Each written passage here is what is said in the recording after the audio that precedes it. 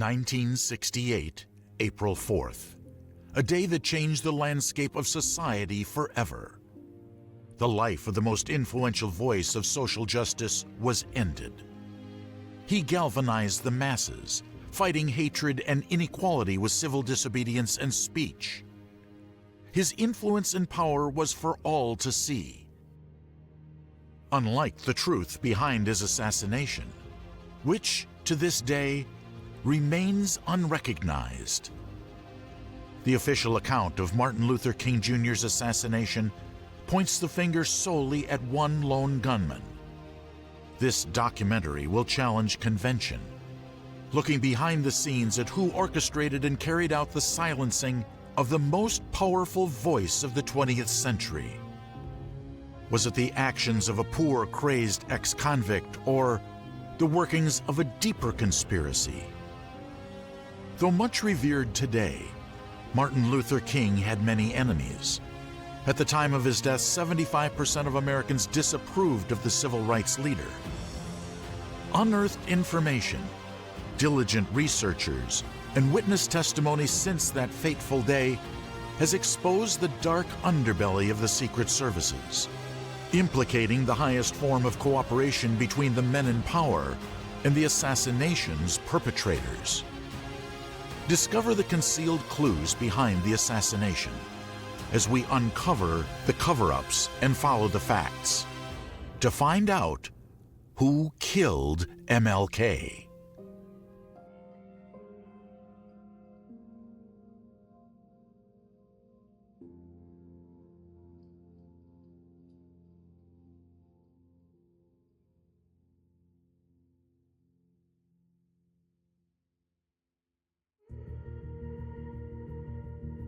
The energy, the faith, the devotion which we bring to this endeavor will light our country and all who serve it. And the glow from that fire can truly light the world. America was going through one of its most turbulent decades to date. The decade began with hope. Ask not what your country can do for you. Ask what you can do for your country. And ended in gloom. I may not get there with you, but I want you to know tonight that we as a people will get to the promised land. The tumultuous landscape of the 1960s gave many reasons to cast a seed of doubt on those in power. None more so than the heavily investigated assassination of the New Hope, John Fitzgerald Kennedy. Only time would expose the inadequate disparity in which Martin Luther King's cold-blooded murder was investigated. In a similar vein to Kennedy, Martin Luther King was on the front line of fighting against social injustices across America and further. The gains he made in energizing a nation to fight racial prejudices with nonviolence and opposition to the war in Vietnam made him a target for radicals.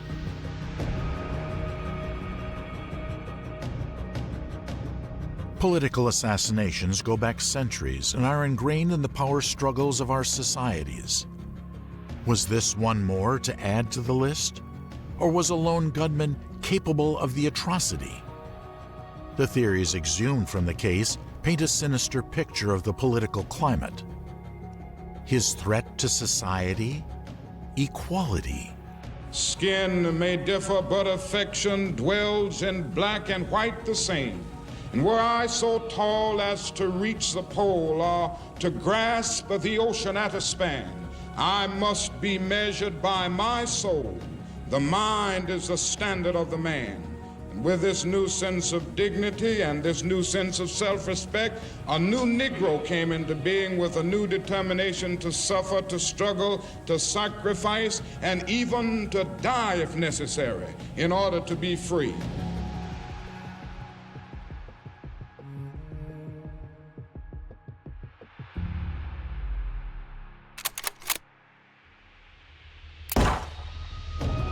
We do know that there are certain problems and prejudices and mores in our society which make it difficult now. I said, Dr. King, just as he straightened up, I said, Dr. King, and the bullet exploded in his face. My stirring up trouble will be righteous trouble to bring about nonviolent solutions. There is no doubt about the despair in the Negro community, and I don't think we deal with that despair by doing nothing. I hope and pray that his end would in some way bring people together so that we could solve the many serious problems of human relations that face us in this country of ours today in a nonviolent manner.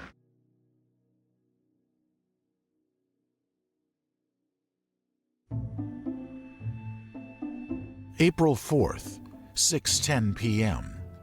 Witnesses claim to see a man fleeing a rooming house. The search for a white Mustang begins.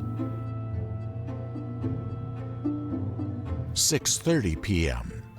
Police discover an abandoned package. Inside, the alleged murder weapon. 7:05 p.m. Dr. Martin Luther King is pronounced dead at St. Joseph's Hospital. 8:15 p.m. The bundle found at the scene is handed over to the FBI. April 5th, Atlanta, Georgia. The mammoth FBI investigation commenced, costing over $2 million and involving 3,500 investigators. The manhunt for King's killer had begun. April 7th, Toronto, Canada. April 9th, 50,000 people accompany King to his final resting place.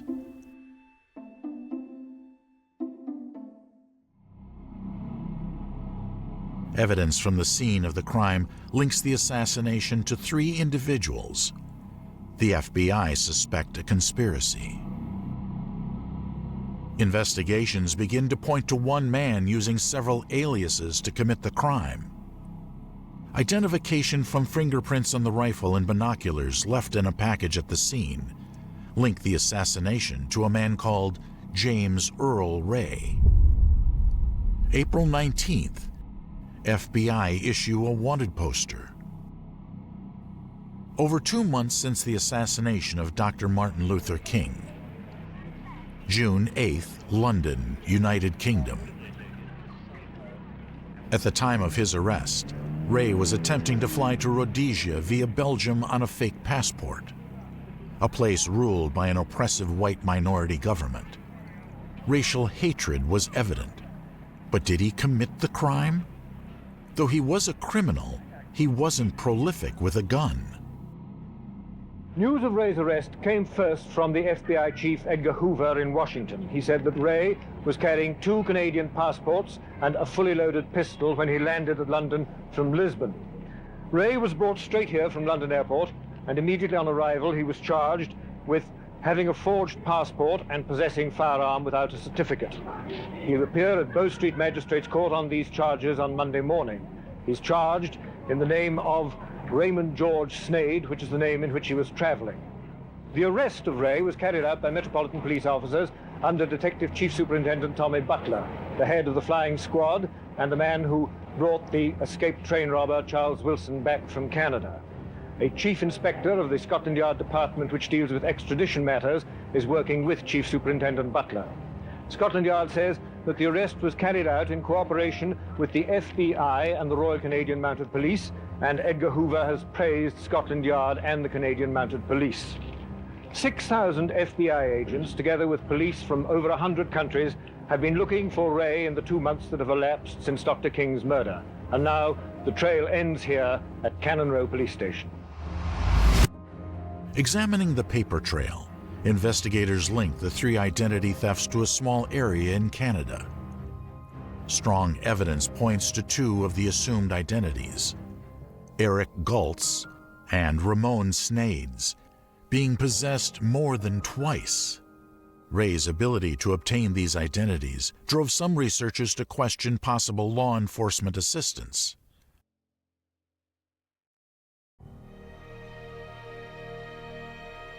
James Earl Ray was a man with a troubled past. The aliases he had used to get out of the country was second nature to him. From an early age, he was surrounded by criminality. His father had changed the surname of his family to avoid law enforcement after passing a bad check and fleeing town. Ray struggled from confronting the loss of his younger sister in a fire to a dishonorable discharge from the Army. The path led to criminal convictions in burglary, armed robbery, forgery, and fraud. His repeated offenses landed him in jail for 20 years. Over the decades, the theories presented have raised serious doubts whether Ray was the man that actually pulled the trigger. His criminal background, far-right leanings, and subsequent escape in 1967 by hiding in a trunk transporting bread into the prison made him the ideal patsy. Can you tell us the purpose of your visit here, sir? Well, the principal purpose is to be on the scene and try to expedite extradition Mr. Ray back to the United States. Will you hope for voluntary extradition, or will you try to get an extradition order? Well, the easy way is always the best way. You think you'll get the easy way? Well, it remains to be seen. The ex-convict was charged with the assassination of the civil rights leader and extradited to the United States of America to face trial. Well, we're very pleased that Mr. Ray's been apprehended. Standing before a Memphis judge in March 1969, James Earl Ray entered an Alford plea with the sole aim of avoiding the electric chair. A reasonable framework to use for someone who suspects they're being framed and had no finances to mount a defense.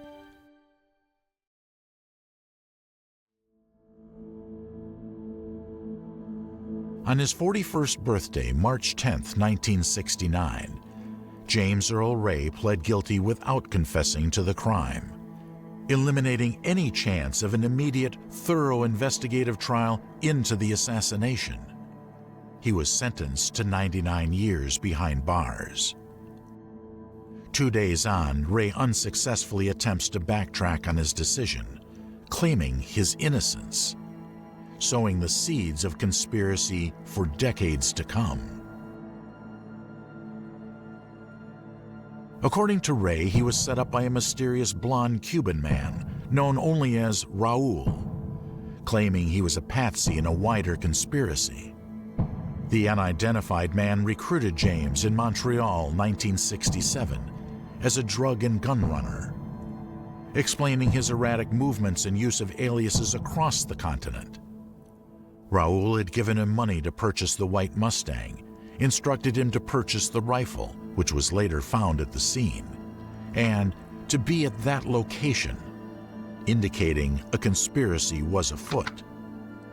Until his dying day, he protested his innocence. Was he telling the truth?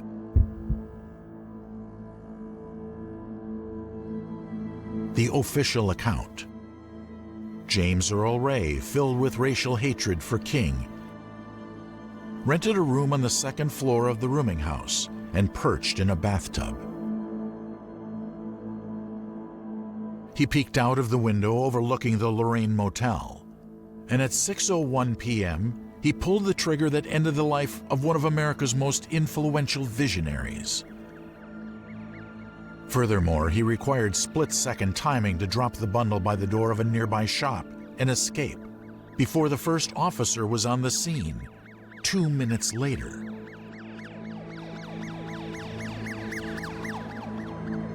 Unable to dispute his racial motives, many have questioned the capability of Ray to organize, carry out, and escape without partners in crime. In the following days, America's grief was for all to see. Grief turned to anger. Anger turned to violence.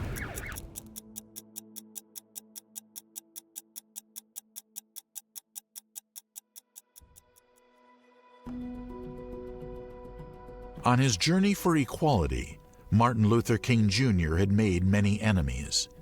His rise to prominence in the racially divided, tense climate of the 1950s put him on a collision course with the Secret Services.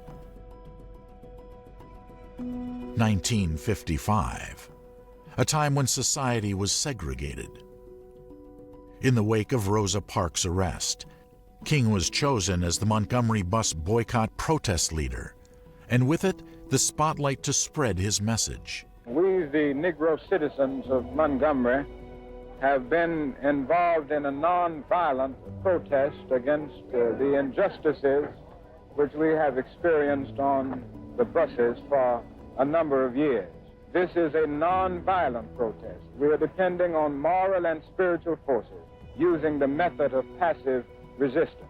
The protest lasted 381 days, placing severe economic strain on white majority-owned businesses and the public transit system. The consequences faced by King of wanting substantial change in a racially inflamed society were to follow him until his final day.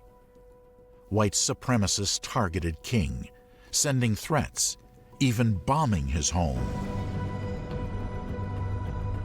This newly found fame not only gave rise to threats from the far right, but illegal surveillance from the nation's highest law enforcement body, the FBI. Notoriously headed by J. Edgar Hoover. Each of the special agents of the Federal Bureau of Investigation must be ready and capable to meet any challenge. In his eyes, King was a threat to the status quo. Threats on Dr. King's life and family became regular occurrences throughout his life.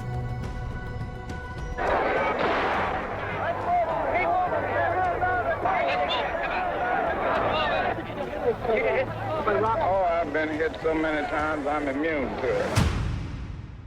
We have this illegal, unconstitutional injunction. All we say to America is be true to what you said on paper.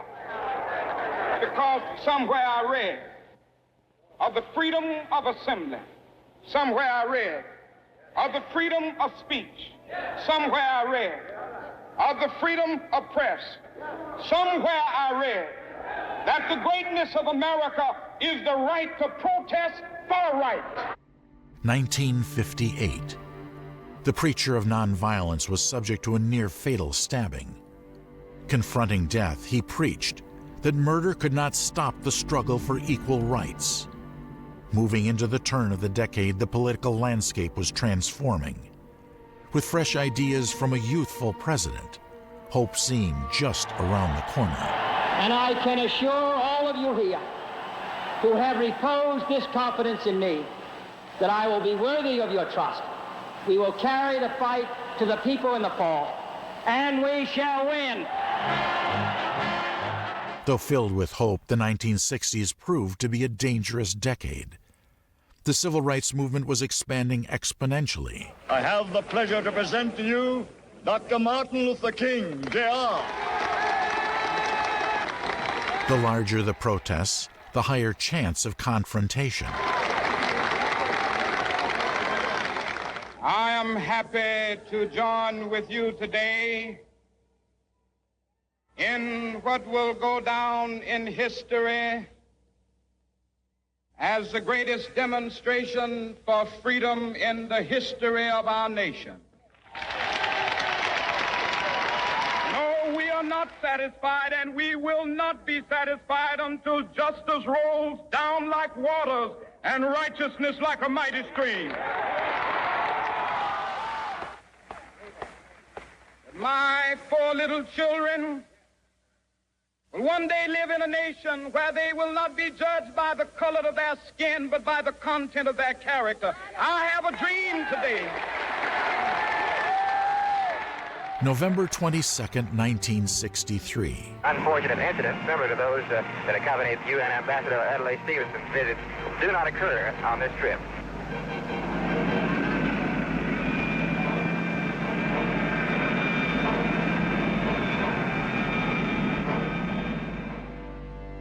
America mourned. The world mourned. Conspiracy theories since that day have cast similar doubt on the official findings, with the majority of Americans believing he was the subject to a conspiracy. it's not beyond the realms of imagination that similar plans befell King. Here's Lee Harvey Oswald up on the 6th floor of the book depository building. And here comes the president's limousine. As you see, right in front of the building, almost parks under Oswald's window. At this point, Oswald could take his rifle and drop it out the window, confident that he will hit somebody in that limousine. But does he? Does he fire? Oh, no. Being somewhat of a sport, Oswald waits until the car speeds into the distance. And then Oswald fires the first shot, and the bullet hits the president in the back of the neck, leaving behind a hole in his jacket 6 inches below his shoulder, leaving behind a hole in his shirt 6 inches below his shoulder, and leaving behind a hole in his back 6 inches below the shoulder. The bullet then exits from the president's throat, leaving behind a small wound of entrance. Unwavered by threats on his life, Dr. King pursued his agenda of overcoming oppression and violence with civil disobedience. As 1964 ended, Dr. Martin Luther King Jr. became the youngest ever recipient of the Nobel Peace Prize. I have the great honor, on behalf of the Nobel Committee, to hand over to you the insignia of the Nobel Peace Prize. But challenging the constructed norms of society brought consequence. Even with the passing of the Civil Rights Act in 1964, riots and poverty raged on. Martin Luther King Jr. was on a perilous collision course with President Johnson. Plans to disrupt Washington with a Poor People's March, and efforts to divert funds from the Vietnam War effort to the rundown communities across America made him a threat to the president's plans. Johnson had no intentions of defunding the military-industrial complex. He wanted the opposite, to expand their presence in Vietnam.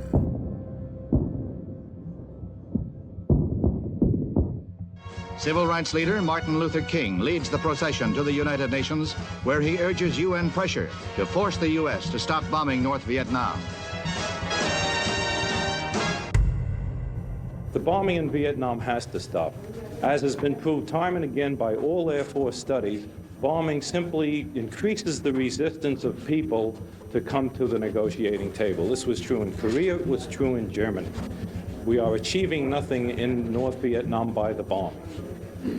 The infiltration increases, we are not bringing them to the table.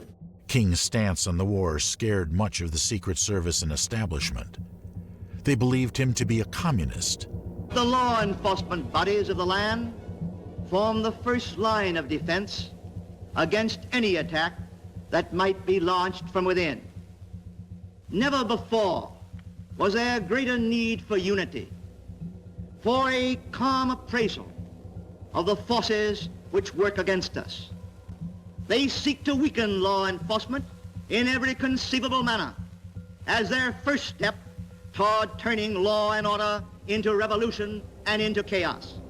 Law enforcement will meet these challenges.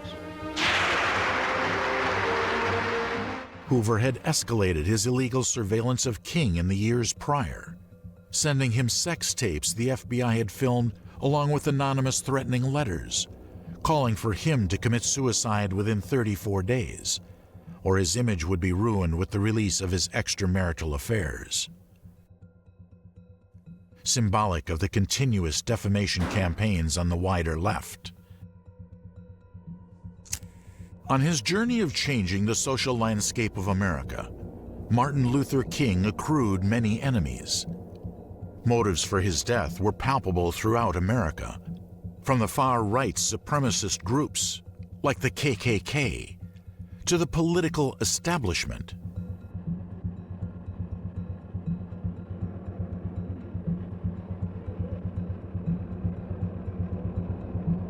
April 3rd, Memphis, Tennessee.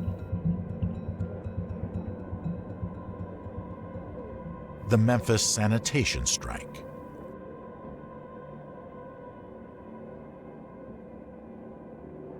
the day before the fatal shot rang out.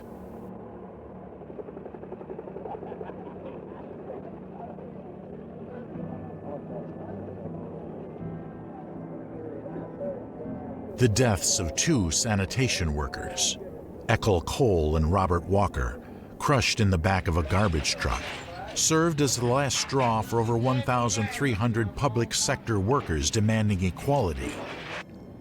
Martin Luther King Jr. arrived on the streets of Memphis, urging peaceful, nonviolent demonstrations as the way to protest. Oh, there's no doubt about the fact that violence is in the air. There's no doubt about the fact that there's more talk of violence these days than in years gone by. There are many reasons for this.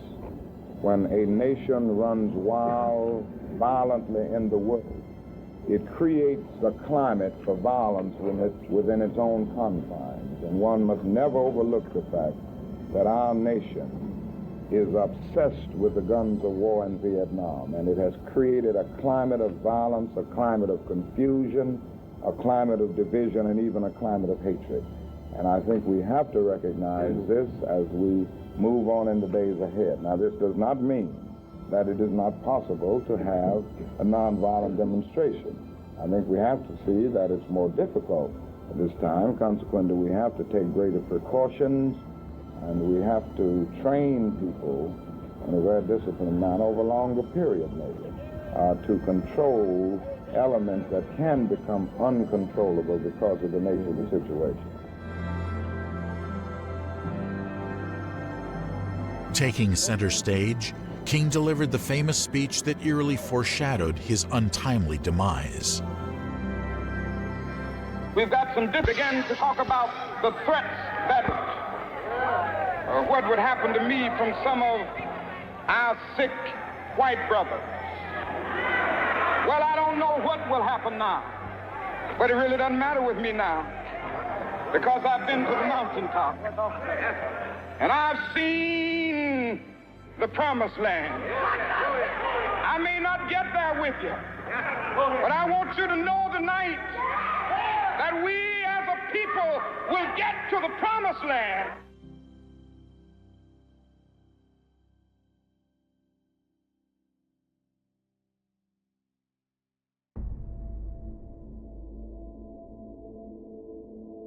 Posing the question for the third time in a decade, following the murders of Kennedy and Malcolm X, how could the murder of one of the most influential figures of the 20th century be allowed to happen? Unearthed information since has indicated a cover-up of the highest degree that leads straight into the heart of government. With the trial only lasting 2.5 hours, suspicions were raised at its immediacy and the coercion of his lawyer to force through a guilty plea, the reason of which would provide perfect cover for any co-conspirators. Feeling betrayed from what he thought was the leaking of case material, Ray hired the forceful lawyer and longtime close friend to President Lyndon Johnson, Percy Foreman. Percy Foreman, the same lawyer who represented Jack Ruby, the man at the center of the Kennedy conspiracy, had turned up mysteriously at the opportune moment as Ray was firing his attorneys.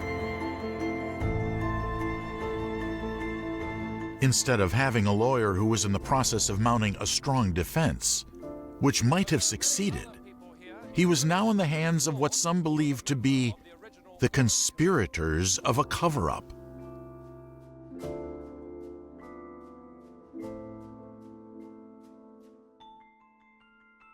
Information from John Currington, the assistant of oil tycoon H.L. Hunt, paints a sinister picture of collusion that stops the case dead in its tracks.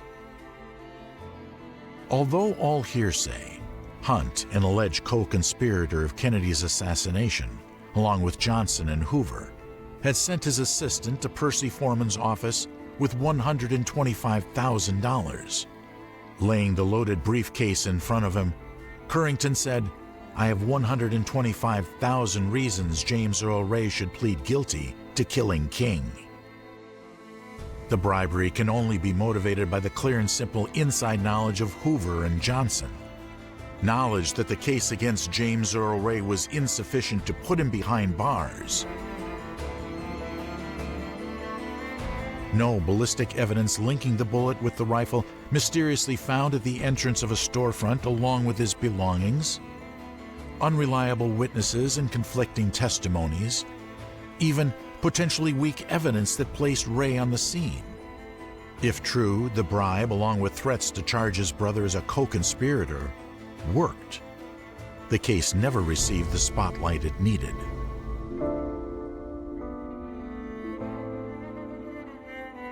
Many similarities can be made between the two assassinations that deflated the decade.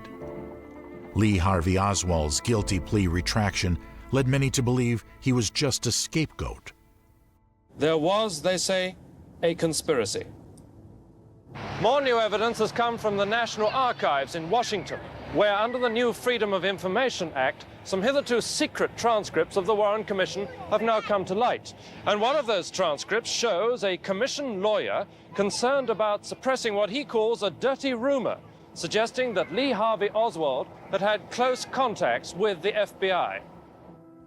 Another report says that top FBI officials deliberately destroyed a threatening letter Oswald sent to the FBI in Dallas about 10 days before the assassination.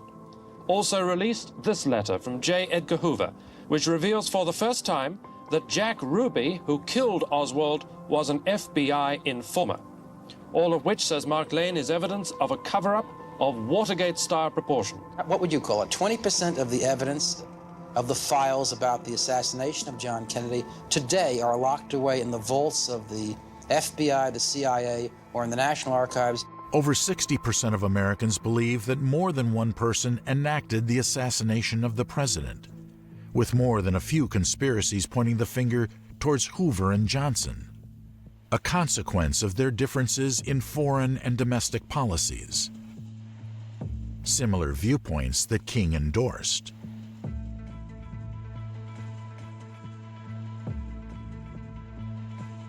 In any assassination, a lone nut is needed. The use of a crazed individual in assassination plots eliminates any possibility of the perpetrators needing to reveal a reason. Perfect cover. A lone nut doesn't need a reason. According to Ray, once he knew he was the fall guy, he made his escape to Canada. James Earl Ray spent the next 29 years in prison fighting for a retrial.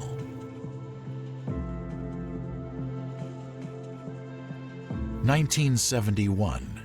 COINTELPRO is exposed. The covert and highly illegal operations targeted high-profile figures, from Jimi Hendrix to Malcolm X, many of whom passed under mysterious and sinister circumstances. The illegal surveillance campaign that invaded King's life was intended to expose, disrupt, misdirect, or otherwise neutralize groups the FBI declared subversive. What better way to disrupt a group than removing the figurehead? King's stance on the war was the last straw for the powers that be. The dirty tactics used by the FBI highlighted a potential motive for the removal of King. Confidence has been shaken to its very foundation by recent revelations of the extent to which sordid activity on the part of our government in the name of our great people have simply shaken us. The actual findings have never been made fully public. There's never a trial of Ray. He pled guilty. But from what one knows about the case, you've got to think they did a very extensive, sponge-like job, the kind of job they always do. That is, the physical, factual evidence is overwhelming that Ray killed King.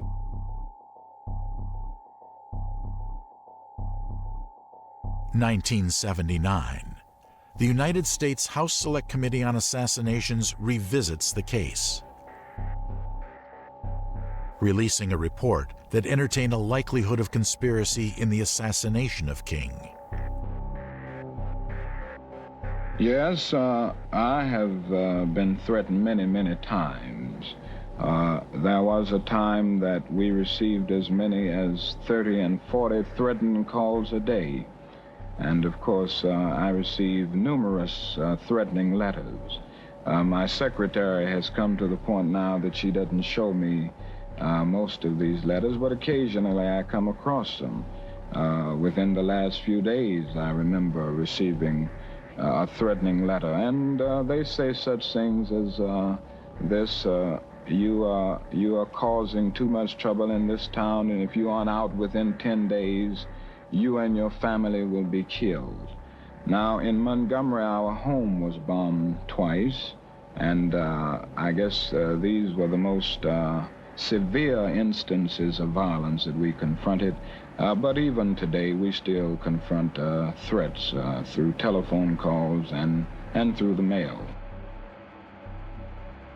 Oh, I'm convinced of that. I was then, and so was he. It was a moment of pain and trauma, and yet it was an inevitable moment. In some sense, we had prepared for such a moment because we were clear that there had to be some suffering, that there had to be some crucifixion in order to get a resurrection in American society, given the fact that our commitment was to stop the racial polarization, to stop the economic exploitation, and we were aware of the critical nature of the forces that were against us.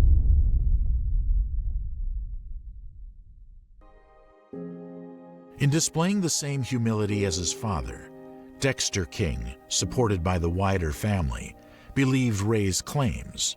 Although he may be involved, Ray was not the shooter, pointing to the alleged murder weapon left at the scene as validation for their argument.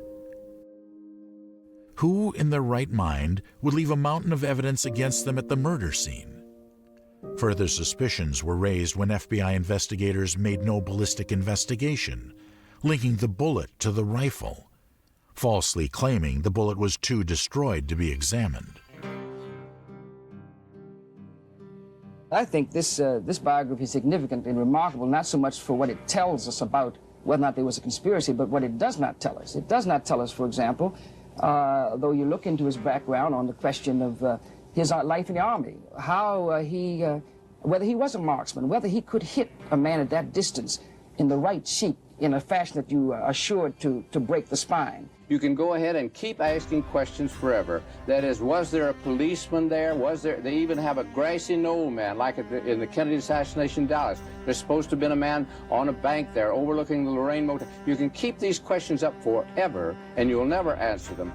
What I tried to do, and I'm very proud that I did just what the congressman said, that I devoted 300, mine is the first book written about American assassin.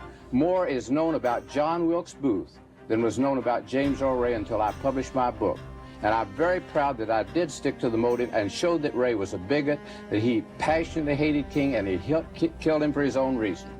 Macmillan has not even mentioned the fact that Ray, in a biography, has not mentioned the fact that Ray made the astounding statement that there was a conspiracy.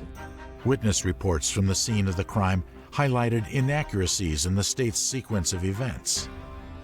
Solomon Jones, a volunteer who often drove King around town when he was in Memphis, saw a hooded person in the thicket across the street. He reported his sighting. By 7 a.m. the next morning, the bushes were removed.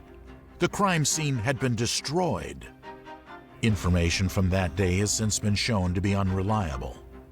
The initial sighting of alleged perpetrator Ray escaping in the white Mustang was identified by a heavily intoxicated individual, in turn contradicting the several sober witnesses who claimed to have seen the shooter jump down from the wall opposite the Lorraine Motel. Theories devised since that day heavily implicate the Memphis police as having a role in the assassination. Whether or not they had a part to play, strange occurrences surrounding that short window of time indicate a cover-up. Are those who were removed from the scene, who were security. There's some statements here that I would question. Of course, we will be questioning when we move into this area. At 1:25, the motorcade moves into the downtown area. Death is 6 minutes away. In a warehouse, a sniper with a rifle poised waits. The cheers of the crowd almost muffle the 3 shots. The assassin's aim is deadly.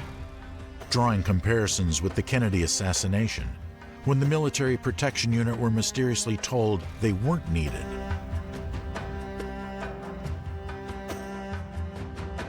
Orders that could only come from deep inside the Secret Services forcefully removed a black officer by the name of Detective Reddit from the vantage point overlooking the motel.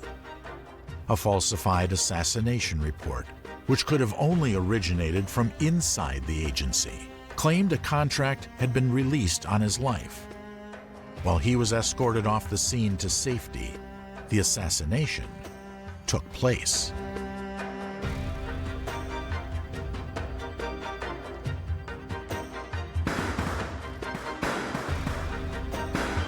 In Memphis, links between the police and the FBI were strong.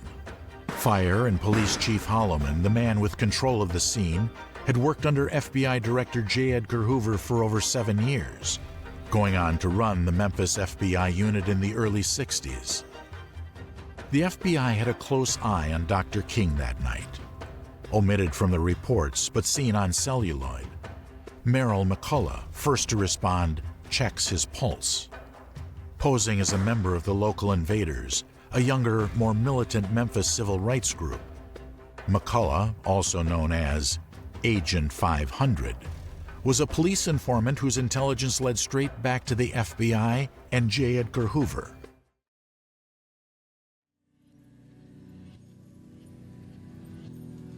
But I want to say this to the bottom of my heart, that the police officers who have worked with us and been with us, carrying us around the city and dealing with this whole logistics problem today, have been marvelous in their support and their cooperation. Moles were already in his close circle.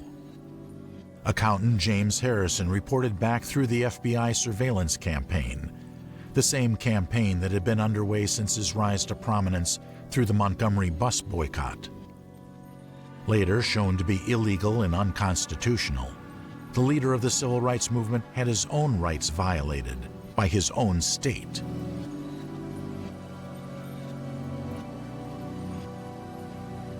"6:35 p.m. One oddity involving a second white Mustang obscured the truth even more. 6:35 p.m. 30 minutes after the shooting, a chase involving a white Mustang being pursued at speeds over 90 miles an hour is broadcast over CB radio. 2nd Street and Avenue A. Bandit car just ahead of us, going north. Head him off from your present position. K. Okay, number 3. Police waiting to intercept the chase never hear or see the vehicles, leading many to conclude the possibility of a hoax or diversion. There never was a chase. Contrary to the law, the police dispatcher failed to identify himself and hasn't been tracked down since. The squadron of police interceptors had been duped by the mysterious broadcaster and sent on a wild goose chase, giving the assassin time to escape.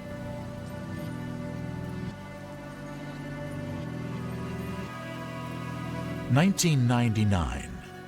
4 years on from one of the most notorious live court cases in history, the O.J. Simpson trial. Many of these unearthed hidden facts were presented through a mock trial, live on HBO. Unsuccessful attempts by William Pepper, lawyer and longtime friend of the King family, to obtain any form of retrial finally came to an end through an unlikely admission of guilt by a man named Lloyd Jowers.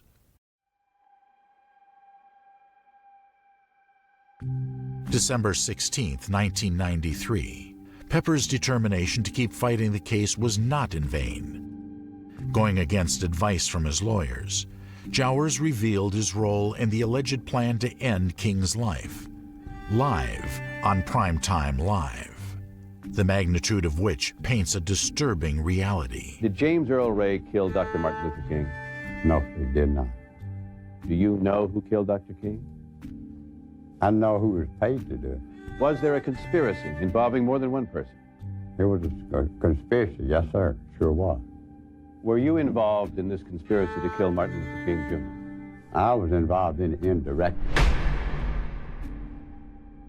Coming to the end of his life, 73-year-old Jowers, a restaurant owner across the road from the Lorraine Motel, confessed to his involvement in the conspiracy, implicating a strong alliance and collusion between public servants and the criminal underworld.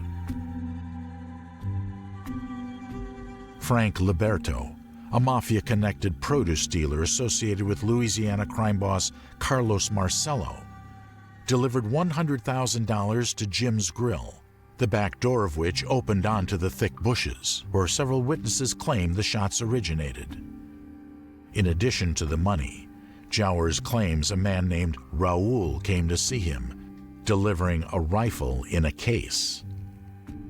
Witness testimony close to Liberto adds credibility to his involvement.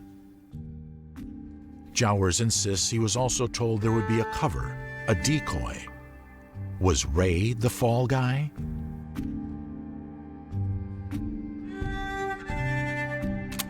In court, Jowers named Memphis Police Department officer Lieutenant Earl Clark as the person he'd hired.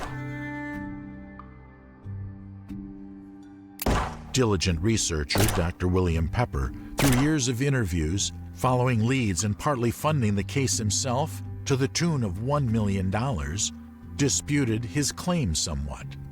He deduced who the real shooter was. Clark was just the spotter. Pepper points the finger solely at Strausser, the Memphis Police Department's sharpest shooter.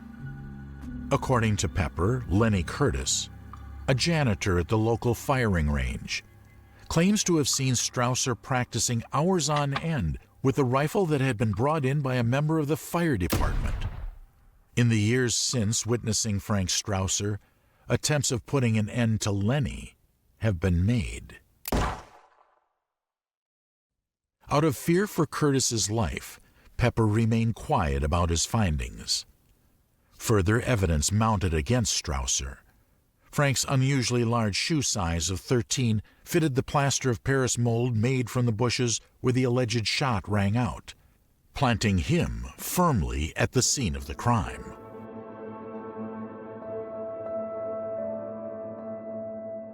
One casualty of the assassination often glossed over is the mysterious murder of cab driver Buddy Butler, witness to a man running away from the scene and jumping into a police car. Buddy was interviewed that night. The following morning, he lay at the bottom of the Memphis-Arkansas Bridge. Reports later corroborated the figure to be Memphis Police Department officer Lieutenant Earl Clark. Both officers can be placed where the shots presumably originated from. On top of the mountain of evidence for a conspiracy, one account presented by Pepper uncovered a further connection between the Kennedy and King assassinations. Upon inspecting an abandoned white Mustang with Georgia plates, young FBI agent Don Wilson examined a torn-out piece from a telephone directory. Written was Raul, the initial J, and a telephone number, linked to a Las Vegas nightclub, owned by none other than Jack Ruby. Oswald walks his last mile. His assailant moves in from the right. There is Lee Oswald. He's been shot. He's been shot. Lee Oswald has been shot. Now, from another camera, the motion is slowed. The murderer moves in, and here is the shame of all America as Jack Rubenstein takes the law unto himself. Fearing it would be locked away or destroyed, Wilson held on to the information for 29 years.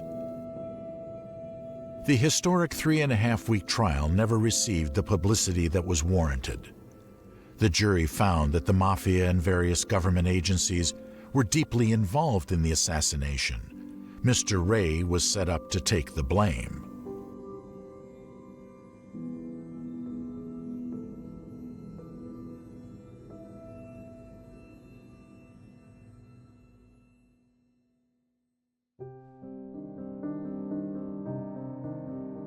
Testimony from Lamar Waldron, son of a General Motors worker in Atlanta, takes the sequence of events one step further. Corroborated with most of the facts from the trial, Waldron alleges the hit originated from the GM plant. Blockbusting morphed the predominantly white middle-class neighborhood, racially motivating workers to donate to the assassination plot. Was Ray's return to Atlanta a strange coincidence, or was he looking for his paycheck? The Godfather, Carlos Marcello, known most notably as an alleged co-mastermind of the Kennedy assassination, brokered the two contracts. One shooter, one spotter. His rumored involvement in the assassination plot and cozy ties to Johnson and Hoover provides serious motive to restrict the free flow of information. Since Watergate, the Church's, Pike, and Nedzi committees were established, looking to investigate CIA abuses and assassination plots of foreign leaders. The investigations highlighted a continuous theme of obstruction. Over the decades, concerted efforts of withholding information has suppressed the truth. What have they got to hide?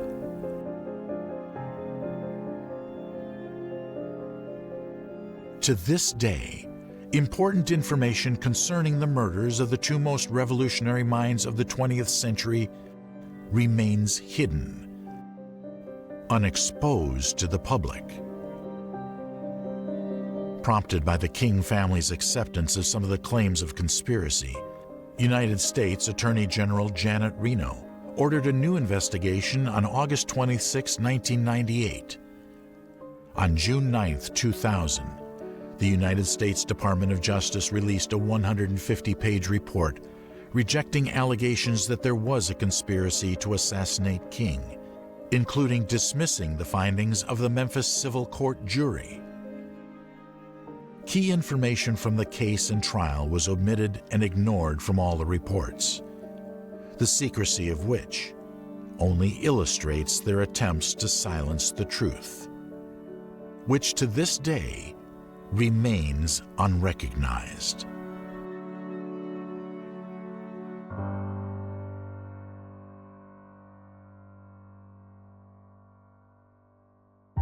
(1998).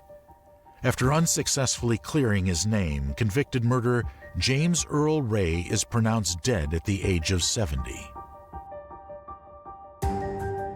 Was the assassination of Dr. Martin Luther King inextricably linked with the inner workings of the Kennedy assassination?